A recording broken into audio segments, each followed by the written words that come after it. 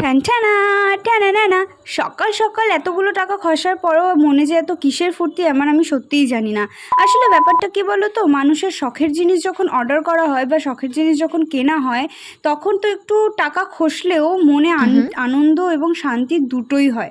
আমি ফ্লিপকার্ট থেকে কখনো কিছু অর্ডার করিনি। সেদিন ফ্লিপকার্ট হঠাৎ করে কি মনে হলো, স্ক্রোল করতে করতে আমার একটা কম্বো ভীষণ পছন্দ হয়ে গিয়েছিল, সেই কারণেই অর্ডার করে দিলাম। আজকে সকালবেলা এলো, আসার সাথে সাথে মনে একরাশ আনন্দ নিয়ে খুলতে বসলাম এবং ঝটাপট খুলে নিলাম। আনবক্সিং করার পর তোমরা হয়তো এতক্ষণে বুঝেই গেছো আমি পলিজেল অর্ডার করেছিলাম। যারা নেইল এক্সটেনশনের সাথে যুক্ত আছো তারা হয়তো জানো এই পলিজেলের এক একটার দাম কত। আমি পুরো কম্বোটা অফারে পেয়েছিলাম বলে আমি আর সেই সুযোগটা মিস করিনি, আমি সাথে সাথে অর্ডার করে দিয়েছিলাম। আজকে আসার পরে দেখলাম সবকটা জিনিস মোটামুটি ঠিকঠাকই এসেছিলো। এবার এটা ইউজ করার পর কেমন হবে কি হবে সেসব আমি জানি না, সেটা নেক্সট ভিডিওতে আপলোড করব। নেক্সট ভিডিওর জন্য সাবস্ক্রাইব করে দিও। বাই।